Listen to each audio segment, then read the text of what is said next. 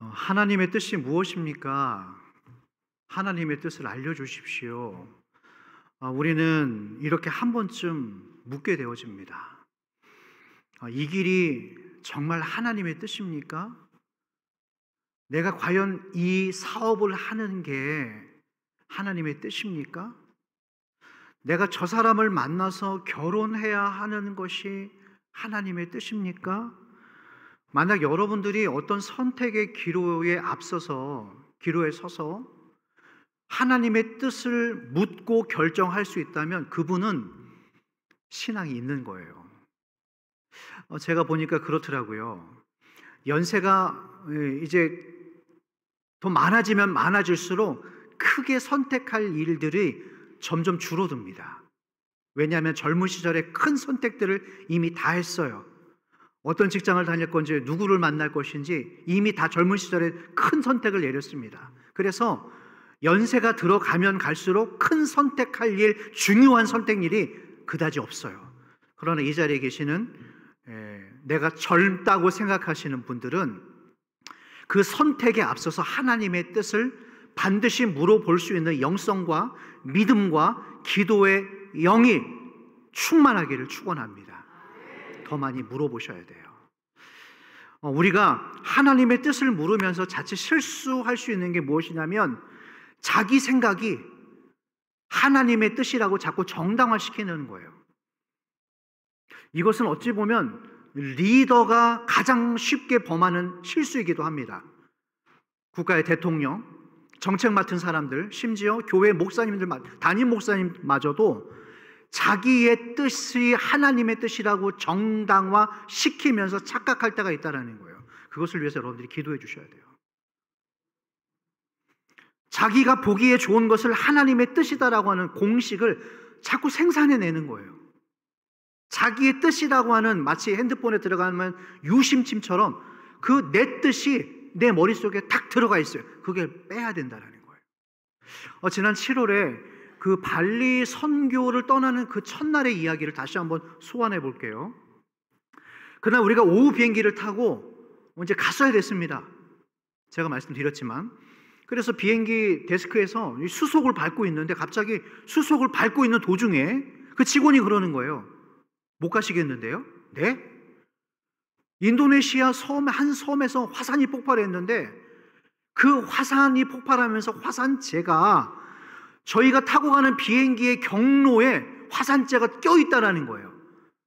그래서 비행기 제트 엔진에 그 화산재가 들어가면 심각한 안전의 위협을 초래하니까 운행 불가. 그러면 내일은 갈 수 있습니까? 그것도 모른대요. 대량 난감. 우리는 당연히 그날 떠날 줄 알고 하나님의 뜻이 그날 떠나는 것을 좀 알고 왔는데 복병을 만난 거예요. 제가 리더잖아요. 책임자로 갔으니까 어떻게 해야 되지? 굉장히 난처하더라고요. 그리고 순간 조금 짜증도 났고, 그런데 신기한 것은 이 난처한 순간, 대량 난감인 순간에 9명의 팀원들이 하나가 됩니다. 아멘들이 없으시네. 이 난처한 순간에 하나가 되는 거예요. 그리고 주님이 그 다음에 어떻게 역사하셨냐면 인천공항 주변에 우리 교인이 살고 있어. 살고 있는 게 집이 있어요. 별로 놀라지도 않아요 또. 여러분, 우리는 지금 해남에 있는 교회예요.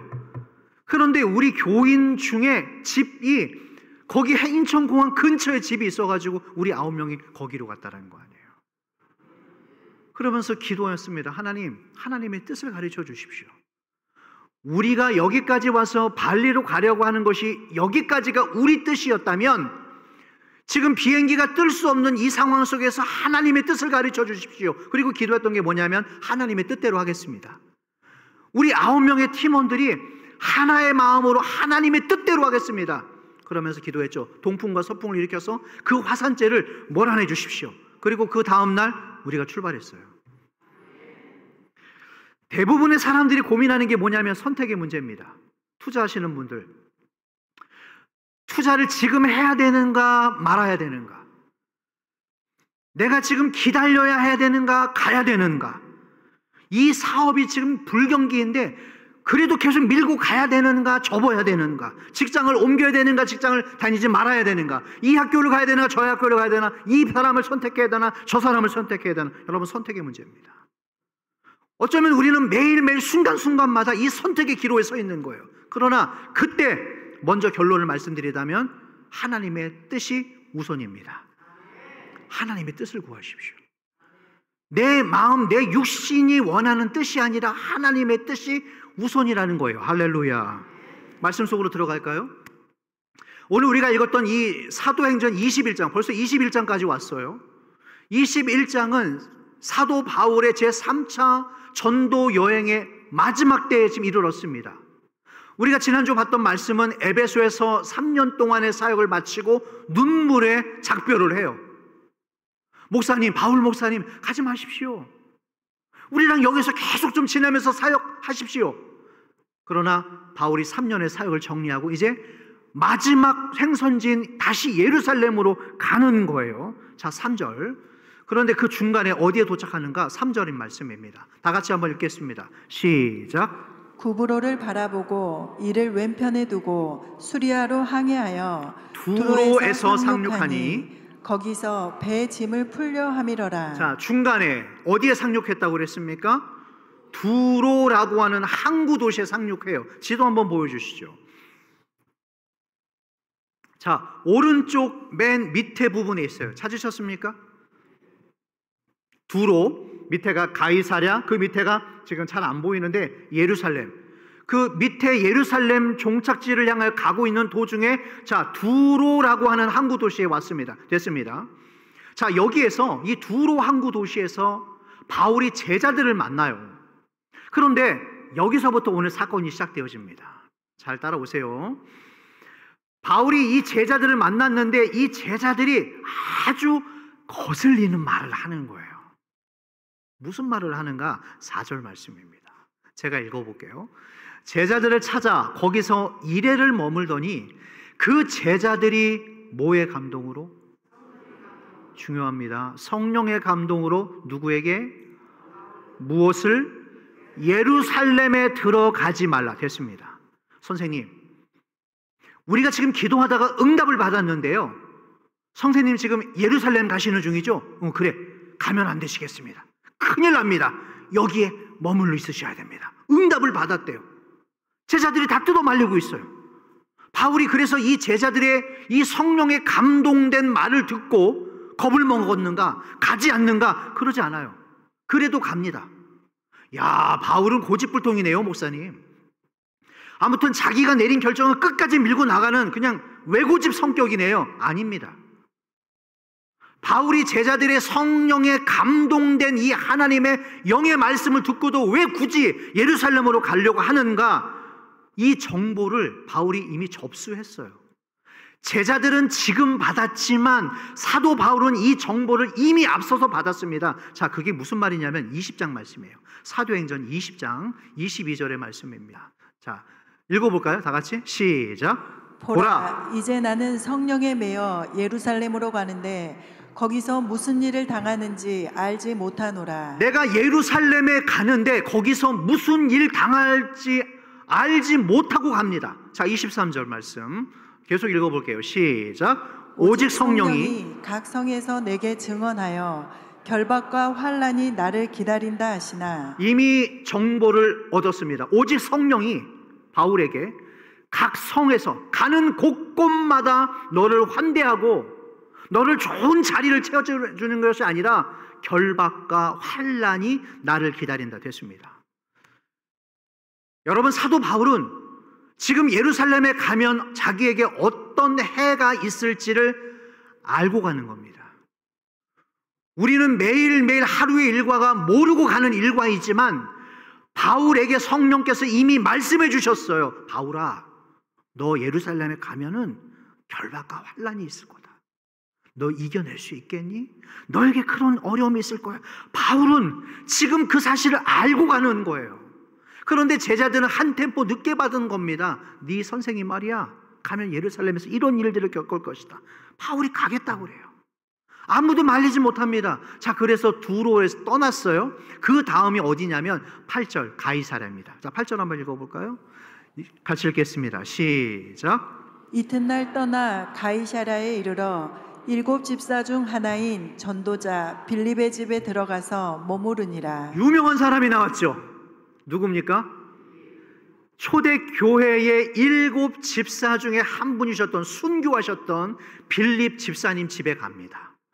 두로 밑에 아까 가이사랴. 그런데 그 집에 또 누구를 만나냐면, 자, 이어지는 말씀 9절까지 갈게요. 자, 시작.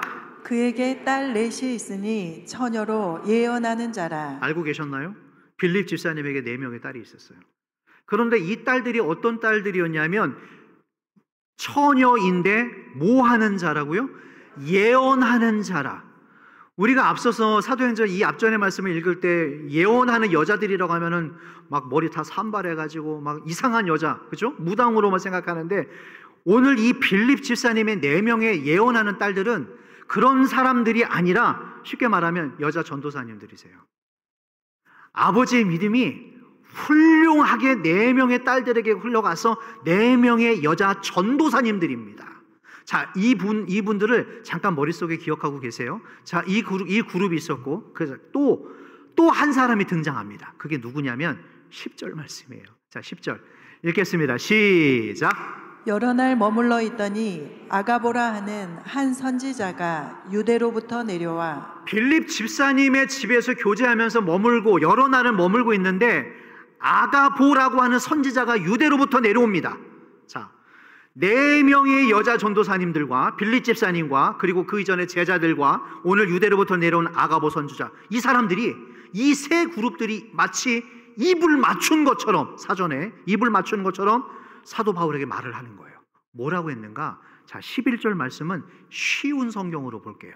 그래야지 이해가 더 쉽습니다. 자, 쉬운 성경 띄워주시고, 자, 우리 이렇게 한번 읽어보겠습니다. 그가, 시작. 그가 우리에게 와서 바울의 허리띠를 가져다가 자기 손발을 묶고 이렇게 말하였다. 예루살렘에서 유대인들이 이 띠의 주인을 이렇게 묶어 이방인들에게 넘겨줄 것이라고 성령님이 말씀하셨습니다. 아가보 선지자의 예언은 더 구체적입니다. 됐습니다. 바울의 허리띠를 빼서 이 모션으로 보여주는 거예요. 시창각 교육을 해주는 거예요. 바울 선생님 잘 보세요. 자, 잘 보세요, 여러분들도. 이 손에 이 허리띠를 꽁꽁 묶어가지고요, 이 띠의 주인, 당신, 사도 바울, 당신을 이렇게 묶어서 이방인들에게 넘겨줄 거라고 하는 성령님께서 구체적인 환상을 보여주셨습니다. 이 말을 듣고 여자 전도사님과 빌립 집사님 합세하는 거예요. 맞아요. 바울 목사님 가시면 안 돼요. 우리가 다 응답을 받았습니다. 확실합니다. 하나님의 뜻입니다. 맞습니다. 여러분들에게 질문할게요. 여러분들에게 질문할 거예요. 여러분들이 사도 바울이에요. 주변에서 다 뜯어 말려. 목사님도 왔죠. 노회장님도 왔죠. 막 주변에 뭐 어디 유명하시는 아주 용하다라고 하시는 예언하는 목사님 주의 종들이 다 와서 다 말리는 거예요. 여러분들을 가면 안 된대. 내일 서울 가려고 하시는데 서울 가면 안 된대요. 아니, 그렇다고요. 그냥 또 그러지 마시고요. 서울 가면 안 된대. 지금 그 사람이랑 아주 열애 중인데 결혼 날짜까지 받았는데 말리고 있어. 기도 응답을 받았대. 환상을 받대. 그 사람이랑 절대 결혼하면 안 된대. 여러분들에게 묻겠습니다. 다 말리고 있어요. 그래도 예루살렘 갈 거예요? 거 봐요. 대답들 안 하시잖아요. 아멘. 여러분, 하나같이 성령의 감동을 받았다라는 거예요. 아마 대부분의 사람들이, 아까 아멘을 그분만 제외하고 대부분의 사람들이 아마 멈췄을걸요? 가지 않았을 거예요. 무서웠을 겁니다. 두려웠을 겁니다. 아, 그래요? 내가 예루살렘 가서 순교하려고 그랬는데, 그러면 여러분들이 그렇게 말하면 제가 안 가겠습니다. 뒤를 돌아서서 바울이 살았다. 나 안 간다. 이런 바울이 아닙니다. 바울을 볼까요? 어떻게 했는지 13절 말씀이에요. 자, 13절 다 같이 읽겠습니다. 시작. 바울이 대답하되 여러분이 어찌하여 울어 내 마음을 상하게 하느냐. 나는 주 예수의 이름을 위하여 결박당할 뿐 아니라 예루살렘에서 죽을 것도 각오하였노라 하니. 당신들이 왜 울면서 나를 붙잡아서 내 마음을 이렇게 상하게 하십니까? 나는 예루살렘에서 결박당할 것뿐만 아니라 모마저도 죽을 각오도 했다요. 나는 결박과 환난뿐만 아니라 나는 죽을 각오도 했습니다. 그래서 가겠다. 여러분 이 일은 사도 바울의 말미에 이 사람이 고백한 것처럼 결박과 환난을 당하고 죽임을 당하라고 한 것은 여러분 바울이 예수님을 처음 만났을 때 그 다메섹 도상에서부터 이미 예고된 사실이었습니다. 예수님께서 바울을 부르시면서 바울아 너는 오늘부터 말이야 대박나는 인생이 될 것이다. 너 사업이 그동안 안 됐다고? 너는 오늘 나를 영접하는 오늘 이 순간부터 네 사업장은 그야말로 초대박이 될 것이다. 호황을 누릴 것이다. 잘 풀릴 것이다. 이런 약속을 하고 부르시지 않으셨어요. 뭐라고 하셨는지 아세요? 사도행전 9장 15절 말씀 한번 볼까요? 제가 읽어보겠습니다. 주께서 이르시되 가라. 이 사람은 내 이름을 이방인과 임금들과 이스라엘 자손들에게 전하기 위하여 택한 뭐라고요? 나의 그릇이다. 16절 이건 다 같이 시작. 그가 내 이름을 위하여 얼마나 고난을 받아야 할 것을 내가 그에게 보이리라 하시니. 이 말씀을 보십시오. 16절 예수 처음 믿는 사람에게 새 가족에게 그가 내 이름을 위하여 네가 앞으로 얼마나 많은 고난 받아야 될 것을 내가 너에게 보여줄 거야. 아나니아에게 이 통해서 이 말씀이 전해져 갑니다. 바울아 네가 나를 만나고 나서부터 너의 인생은 내 이름으로 인하여서 너는 장차 고난과 결박과 환난을 받게 될 것인데 너 괜찮겠니? 너 감당할 수 있겠니? 그러면 많은 사람들이 대부분 말하겠죠. 아 그래요? 제가 생각했던 교회의 삶은 신앙의 삶은 이런 것이 아니었는데 만약 그렇다고 한다면 죄송합니다. 저는 못 갈 것 같았습니다. 다음 기회에 생각해 보겠습니다. 이렇게 가야 생각해야 되는 것이 보통 사람의 마음일 것인데 그럼에도 불구하고 바울은 여전히 그 길을 가요. 지금 주변에서 다 뜯어 말리고 있고 성령의 감동을 받았고 말씀을 받았고 환상을 받다라고 하면서 만류하고 있음에도 불구하고 그는 계속해서 여전히 자기의 길을 걸어갑니다. 왜 그러죠? 그것이 바로 하나님의 뜻이기 때문에 그래요. 하나님의 뜻이기 때문에. 여러분 이 모습은 마치 예수님이 십자가를 지러 가는 현장과 동일합니다. 예수님이 제자들에게 말씀하시죠. 돌아가시기 전에 내가 이제 곧 이 십자가를 지고 죽게 될 것이다. 제자들이 난리가 납니다. 아니요, 당신 죽으면 안 됩니다. 당신은 죽으시면 안 됩니다. 당신이 왕으로 군림하셔서 이 나라 사람들에게 번영과 축복을 가져야 될 줄 당신이 죽으신다고요? 안 됩니다. 절대로 안 됩니다. 이게 사람의 뜻이에요. 예수님은 죽으시면 안 되고 우리 곁에서 영원히 함께 지내면서 기적 팍팍, 말씀 팍팍, 은혜 팍팍, 이게 사람의 뜻이라고요. 그러나 예수님은 사람의 뜻 때문에 오시지 않았어요. 내가 십자가를 지고 죽으러 간다. 베드로가 난리가 나죠. 절대로 그런 일은 생기지 않을 것입니다.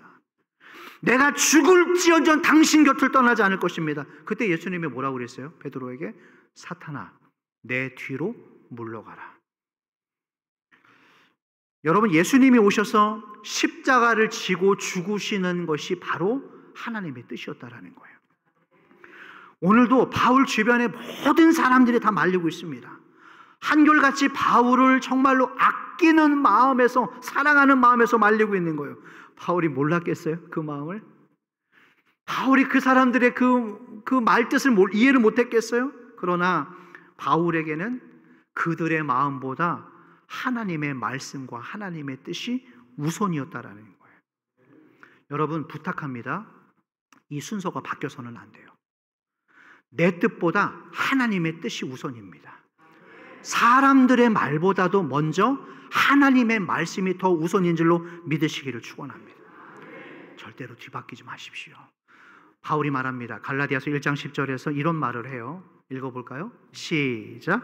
이제 내가 사람들에게 좋게 하랴 하나님께 좋게 하랴 사람들에게 기쁨을 구하랴 내가 지금까지 사람들의 기쁨을 구하였다면 그리스도의 종이 아니니라. 내가 사람들에게 좋게 하랴, 하나님께 좋게 하랴. 여러분, 우리가 이 인간 관계 때문에 얼마나 많이 넘어지는지 몰라요. 나와 적대적인 관계 때문에 때로는 우리가 어려움도 겪고 마음도 아프지만, 때로는 적대적인 사람들이 아니라 나와 친밀한 사람 때문에, 그놈의 정 때문에, 그놈의 인간관계 때문에 그 정을 못 끊어서 하나님의 뜻이 이루어지지 않을 때도 있다라는 것을 여러분들이 염두에 두시길 바랍니다. 이게 무슨 말이냐면, 분명히 잘못된 방향으로 지금 그 사람이 가고 있는 걸 알고 있어요. 그런데 친하기 때문에, 또 사랑해서 내가 그 사람을 비율을 맞춰준다는 핑계 때문에 그것을 묵인해 주는 거예요. 그러다가 결국 그렇게 관계에 엮인 사람들이 다 함께 망하는 거예요. 제가 외지인이잖아요. 해남에 외지에서 들어온 사람이잖아요. 여러분, 이 해남 땅은 아시는 것처럼 대단히 이 커뮤니티 지역사회가 대단히 좁아요. 어쩌면 우리가 알게 모르게 사람들을 비율을 맞춰주려고 하는 그 길이 분명히 아님에도 불구하고, 그가 걸어가고 있는 그 방향이 하나님의 뜻이 아님에도 불구하고, 내가 사람을 좋게 하랴, 하나님을 좋게 하랴, 사람을 좋게 하기 위하여 그 사람과의 껄끄러운 관계 맺기가 싫어서 그 사람에게 비유 맞춰주기를 위하여서 그 하나님의 뜻을 저버린다면 결국에 모두가 다 같이 망하게 되는 거예요. 그렇기 때문에 대도시에 있는 교회보다 이 작은 지역사회에 있는 우리 해남중앙교회 주신 하나님의 사명과 사명, 그리고 저와 여러분들이 빛과 소금으로 살아가야 된 이 중요한 중대한 사명을 잘 감당해내시는 저와 여러분들 되길 주의 이름으로 축복합니다. 내가 사람을 좋게 하랴, 하나님을 좋게 하랴, 나는 하나님의 뜻을 살리라. 이게 바로 바울이라는 사람의 인생의 목적이었습니다. 바울은 쉽게 말해서 정말로 하나님을 믿었던 사람이었어요. 짝퉁, 가짜 그리스도인이 아니라 이 사도 바울이라고 하는 사람은 진짜 하나님을 믿었던 사람이에요. 여러분, 하나님을 정말로 믿잖아요. 잘 믿는 신용, 흉내내는 척 그런 사람들이 아니라 정말 하나님을 잘 믿으면 놀라운 일들이 생깁니다. 제가 조만간에 놀라운 간증을 한두 가지를 할 수 있을 것 같아요. 지금 하나님이 조합을 이루어 가시는 중에 있거든요. 제가 지금 말하면 너무 경솔한 거고, 제가 조만간에 이 이야기를 여러분들에게 풀어드릴 수 있을 것 같습니다. 기대하시라, 개봉박두. 그 은혜의 주인공들이 저와 여러분들에게도 속한 거예요. 모두가 되기를 축복합니다. 여러분, 다시 말씀으로 옵니다.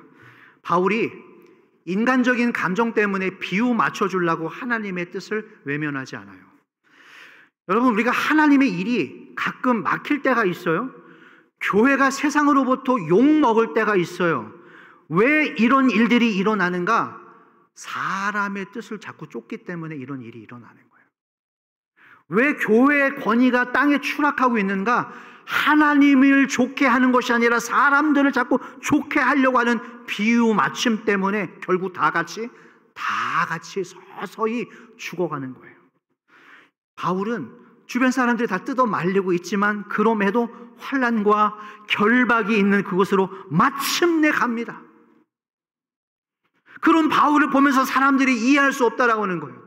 아유, 저 고집불통, 남의 말은 조금도 듣지 않는, 이해할 수 없었을지 모르겠지만 분명한 것은 사도 바울은, 그래, 내가 마주할 결박과 환난과 그 어려움 순간 속에서도 하나님께서 마침내 당신의 뜻을 나를 통해서 이루어 간다고 한 사실을 확신했다라는 거예요. 할렐루야. 그래서 내가 가면 거기 어려움이 쏟아질 거라고 하는 정보를 이미 습득했지만 그럼에도 불구하고 사도 바울이 멈추지 않고 그 길을 가는 이유가 바로 이것 때문에 그래요. 비록 결박과 환난이 기다리고 있지만 나는 하나님의 뜻을 쫓아 살리라. 이 영광스러운 목적이 여러분들의 삶의 목적 되시길 축복합니다. 많은 사람들이, 다시 서두에 드렸던 질문, 하나님의 뜻인가, 사람의 뜻인가, 내 뜻인가? 하나님의 뜻을 사람들의 칭찬과 영광과, 그러니까 잘 되는 것만이, 잘 되는 장소만이 하나님의 뜻이라고 사람들이 착각하고 있어요. 이게 뭐냐면 그래서 1등, 인류 대학만 가야 되고 대기업에만 가야 되고 좋은 곳에만 가야 되고 나를 칭찬해 주는 사람들, 좋은 사람들이 있는 곳에만 가야지만 그게 하나님의 뜻이라고 생각해요. 왜 그래요? 어디서부터 이 잘못된 단추가 끼워졌는가? 여러분, 그렇지 않아요. 제가 어저께 청년 예배를 드리면서 이 사실을 강조했거든요. 잘 들어주십시오. 하나님은 우리를 항상 최고의 자리로만 이끌지 않으세요. 하나님은 내가 있어야 될 자리에 우리를 배치하십니다. 다시 한번, 하나님은 내가 있어야 될 자리로 우리를 배치하신다라는 거예요. 너는, 예를 들어 너는 이곳에서 이 사역을 하고 너는 저곳에서 저 사역을 하고 어떤 이에게는 찬양 사역을 맡기고 어떤 이에게는 주방 사역을 맡기고 어떤 이에게는 방송 사역, 어떤 이에게는 운전하는 사역, 어떤 이에게는 몸으로 감당하는 사역. 하나님께서 당신께서 영광 받으실 그 자리에 적합하게 우리를 곳곳에 배치해 두신다라는 거예요. 지금 여러분들이 있는 그 자리가 하나님께서 여러분들에게 뭔가 뜻이 있어서 세워놓으신 자리로 믿으시기를 축복합니다. 때로는 그 자리가 병원의 응급실이 될 수 있어요. 너무 깨닫지를 못하니까 하나님께서 우리를 급하게 병원의 응급실로 강제로 눕히셔서 그 질병을 통하여서 우리를 깨닫게 하실 때도 있어요. 실제로 그랬어요. 지난주에 어떤 한우를 제가 신방을 갔거든요. 응급실에서 이제 일반 병실로 내려오셨는데 그분이 하셨던 말씀이에요. 내가 이제서야 당연하게 여겼던 것을 하나님의 은혜로 알고 배우게 되었습니다. 이것을 어디서 깨달았어요? 응급실의 자리에서, 환우의 자리에서 깨달았다라는 거예요. 사업이 부도나기 직전까지 어쩌면 우리를 내모실 수도 있어요. 지금 하나님께서 여러분들의 경제권을 바짝 조이면서 궁지로 몰아넣고 있는 분들이 혹시 있을지도 모르겠습니다. 그것을 가지고 이거는 하나님의 뜻이 아니고 이거는 내 사람의 뜻이었구나, 내 잘못이었구나. 물론 그럴 수도 있겠죠. 그러나 여러분, 지금 여러분들이 그 궁지로 몰아가는 그 환경이 어쩌면 하나님의 뜻일 수도 있다는 거예요. 누군가에게 상처받았다고요? 억울한 모함을 받았다고요? 그것이 때로는 하나님의 뜻일 수도 있다는 거예요. 그때마다 우리는 분노합니다. 절망합니다. 주저앉습니다. 하나님, 어떻게 저한테 이러실 수 있죠? 어떻게 저 사람이 나한테 이런 말을 할 수 있죠? 그러나 잘 생각해 보세요. 상황이 조금만 어려워지면, 누군가 나한테 조금만 싫은 소리 하면 이거 하나님 뜻 아니에요. 다른 일 알아보겠습니다. 다른 곳으로 가겠습니다. 그렇게 하지 말라는 거예요. 세상 사람들이 그렇게 부추깁니다. 너 교회 다닌다며? 그럼 좋은 일들만 일어나야 되는 거 아니야? 당신 오늘 기도했다며? 기도하면 좋은 일 생겨야 되는 거 아니야? 그런데 왜 우리 집에 우리 아이들이 이 모양 이 꼴이야? 세상적인 도전입니다. 하나님의 뜻이라고 한다면 뭐든 다 잘 풀려야 되고 잘 돼야 되는 것, 여러분 그게 아니에요. 그 꿈에서 어서 속히 깨어나십시오. 조금만 어려우면, 조금만 누가 자기를 건드리면 폭발해서 하나님의 뜻이 아니구나. 천만의 말씀. 오늘 이 바울을 보십시오. 결박과 환난이 거기 가면 너를 기다리고 있다. 분명히 이 정보를 습득했지만 하나님의 뜻이라면, 그럼에도 내가 하나님의 손을 믿고 의지하고 걸어가는 것, 당당하게 나아가는 것, 바로 그것이 오늘 이 시대에 우리가 품어야 될, 회복해야 될 믿음의 야성인 줄로 믿습니다. 바울이 사랑하는 제자 디모데에게 말해요. 디모데 후서 3장 12절. 이 말씀 제가 읽어볼게요. 무릇 그리스도 예수 안에서 경건하게 살고자 하는 자는 뭘 받으리라? 이상하지 않아요? 다시 한번. 무릇 그리스도 안에서 경건하게 살고자 하는 자는 박해를 받으리라. 주님의 말씀을 붙들고 내가 아름답고 경건하게 살고자 할 때 하나님께서 복을 주시리라, 성공을 주시리라, 큰 연봉을 주시리라가 아니라 박해를 받을 것이다. 세상에 이런 신이 있을까요? 저마다 세상에서 자기들이 믿는 신이 있는데, 잘 되기를 바라고 잘 먹고 잘 살기를 바라는 신에게 구할 때 자기 신을 믿고 따르는 사람들에게 너는 말이야, 나 믿고 따라오면 너는 성공할 것이 아니라 박해를 받을 것이다. 이런 신이 어디 있어요? 세상에 이런 종교가 어디 있어요? 그리스도 예수 안에서 경건하게 살고자 하는 자에게 번영이 있을 것이다. 부귀영화가 아니라 박해를 받게 될 것이다. 여러분, 지금 어쩌면 우리가 걸어가고 있는 이 길이 그 길을 걸어가고 있는 거예요. 사람들이 인정해 주지 않는, 사람들이 박수 쳐주지 않는, 동조해 주지 않는 그런 박해의 길을 어쩌면 우리가 지금 걸어가고 있을지도 모르죠. 세상과 정반대 다른 길을 걸어가고 있는 거예요. 예수님이 제자들에게 말씀하십니다. 마태복음 16장 24절, 이 말씀 한번 읽어볼까요? 다 같이. 이에 시작. 이에 예수께서 제자들에게 이르시되 누구든지 나를 따라오려거든 자기를 부인하고 자기 십자가를 지고 나를 따를 것이니라. 거기까지만. 예수님께서 제자들에게 말씀하십니다. 너희들이 나를 따라오겠다고? 예, 주님 따라갈 거예요. 그러면 두 가지를 당부하시죠. 누구든지 뭐를 부인하고?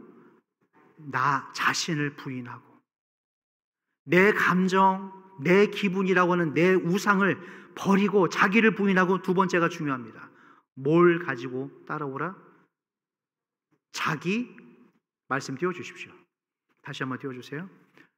나를 따라오고는 자기를 부인하고 뭘 지라고요? 자기 십자가를 지고. 여기에 중요한 팩트가 담겨졌습니다. 누구든지 나를 따라오거든, 됐어요? 나를 따라오거든 자기를 부인하고 네가 감당해야 될 십자가를 어떻게 하라고요? 지고 따라와라.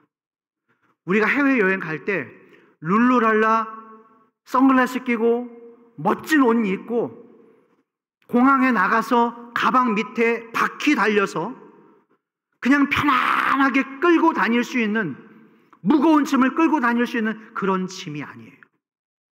오늘 예수님을 따라가는 저와 여러분들에게 주님이 우리에게 주시는, 짊어주시는 짐은 너의 십자가를 어떻게 하라고요? 너의 십자가를 지고 따라와라. 바퀴가 붙어 있어서 편안하게 끌고 갈 수 있는 것이 아니라 너의 무거운 십자가를 지고 나를 따라가라. 그러니 여러분, 우리가 얼마나 힘들겠어요. 사랑하는 여러분, 여러 가지 환난을 만나서, 어려움을 만나서, 질병을 만나서 자녀들의 일로 눈물 겨우면서 불편해하고 힘들어하시는 여러분들에게 주시는 말씀, 이것이 하나님의 뜻입니까? 예, 하나님의 뜻일 수 있어요. 조금 어렵다고, 지금 풀리지 않는다고 그 길을 걸어감을 포기하지 말라는 거예요. 선택의 기로에서 경제적인 어려움 때문에 하나님을 원망하고 불평하며 가족들의 관계가 다 깨지면서 이것은 하나님의 뜻이 아니라고 자꾸 부인하려고 하는 그것에서 돌이켜서 다시 한번 하나님의 뜻을 물으라는 겁니다. 우리에게 주신 하나님의 사명, 주님이 우리에게 주신 사명, 너의 십자가를 지고 나를 따라오라.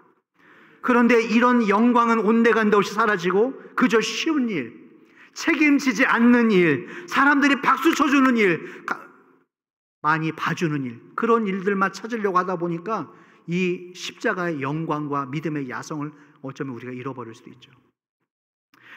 여러분, 어떤 분이 여러분들에게 부탁을 한다고 한번 가정해 보세요. 내일 서울에 가세요.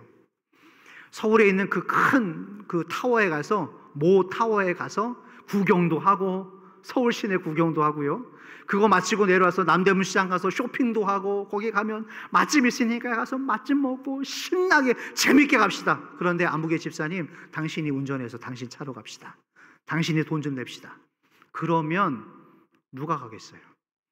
자기 시간 내서 자기가 운전해서 자기 돈 들여서 누가 그렇게 힘들게 가려고 하겠어요? 그런데 다시 한번 질문을 바꿔볼게요. 이번에는 여러분들의 자녀들이에요. 여러분들이 눈에 아프지 않는 그 손주들이, 할아버지, 아빠, 엄마, 내일 내 생일이잖아요. 내일 같이 가서 서울에 가서 그 타워에 가고요. 그리고 끝나고 남대문 시장 가서 맛있는 것도 먹고요. 나 진짜 그러고 싶어요. 그렇게 해줄 수 있어요? 안 갈 사람 있어요? 안 갈 겁니까? 다 가죠. 다 갑니다. 왜 갑니까? 그 아이를 사랑하기 때문에 가는 거예요. 아니, 내가 정말 사랑해서 갈 수밖에 없는 거예요. 내 몸 피곤한 것쯤이야. 5시간, 6시간 운전하는 거 괜찮아요. 내 사랑하는 자녀를 내가 사랑하기 때문에 부모는 다 감당할 수 있는 거예요.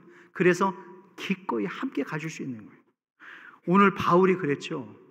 바울 선생님, 절대로 가시면 안 됩니다. 거기 가시면 당신 죽습니다. 제발 우리들이 하나님의 응답을 받았으니까 우리와 함께 머물러 주십시오.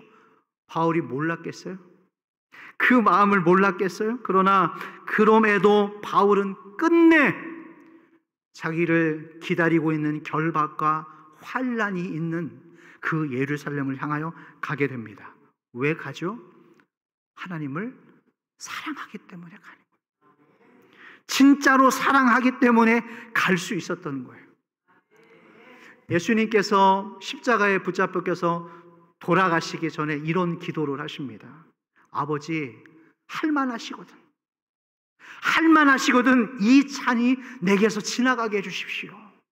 아버지, 할만하시거든 이 십자가를 지고 내가 끔찍하고 고통스럽게 죽어야 되는 이 잔이 내게서 지나가게 해주십시오. 무슨 뜻이죠? 예수님도 두려우셨던 거예요. 예수님도 이 십자가를 앞두고 너무너무나 겁이 나셨던 거예요. 너무나 힘들었던 거예요. 그래서 아버지께 매달려서 갈등하면서 기도했던 겁니다. 하나님, 할만하시다면, 아버지, 내가 이렇게 십자가를 지고 죽어야 되는 것이 정말 하나님의 뜻입니까? 이 방법밖에는 없을까요? 그렇게 씨름하며 고민하시던 예수님이 결국 당신의 뜻을 접으세요. 그리고 이어지는 기도 뭐라고 하셨습니까? 내 원대로 마시옵고 아버지의 뜻대로 되기를 원합니다. 할렐루야. 하나님의 뜻이 우선이에요, 여러분. 내 감정, 내 기분이 우선이 아니라 하나님의 뜻이 우선입니다. 이 말씀을 준비하면서 이 찬양이 생각났어요. 찬송가 425장, 주님의 뜻을 이루소서. 주님의 뜻을 이루소서. 고요한 중에 기다리니 진흙과 같은 날 빚으사 주님의 형상 만드소서. 찬양 한번 해볼까요?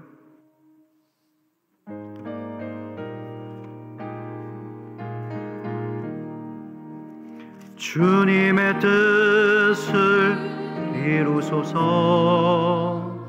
고요한 중에 기다리니 진흙과 같은 날 빚으사 주님의 형상 만드소서. 2절 주님의 뜻을 이루소서. 주님 발 앞에 엎드리니 나의 맘속을 살피시사 눈보다 희게 하오. 마지막 3절 주님의 뜻을 이루소서. 병들어 몸이 피곤할 때 권능의 손을 내게 펴사 강건케 하여 주옵소서. 아멘. 말씀 정리하겠습니다. 선택의 기로에서 고민하시는 분들, 가야 될까? 말아야 될까? 내가 이 사업 정리해야 될까? 계속 가지고 가야 될까? 한 가지만 부탁드리죠. 사람 찾아다니지 마십시오. 사람 앞에 엎드리지 마십시오. 하나님께 나아가셔서 하나님께 물어보세요.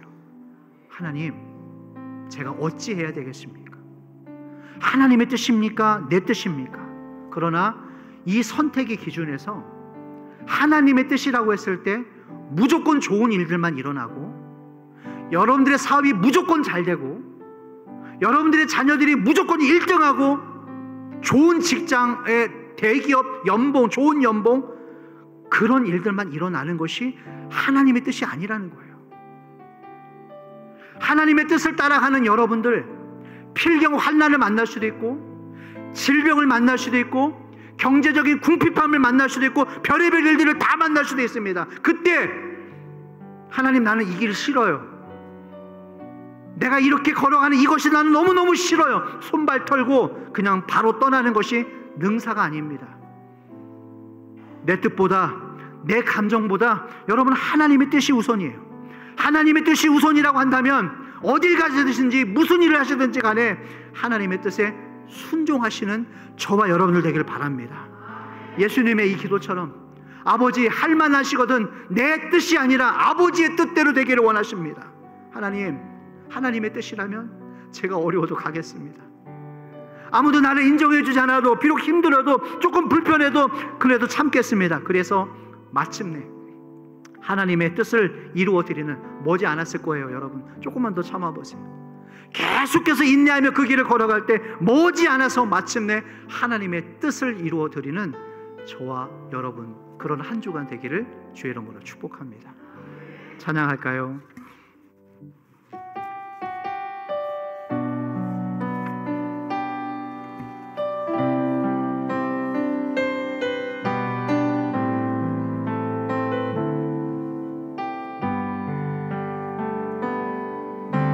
주님, 제 마음이 너무 둔해서 주님을 볼 수 없습니다. 이 땅에 속하여, 이 땅에 속하여, 이 땅만 보다가 주님 손을 놓쳤습니다. 나는 은혜로 왔는데 왜 주저하게 되었나. 나는 정직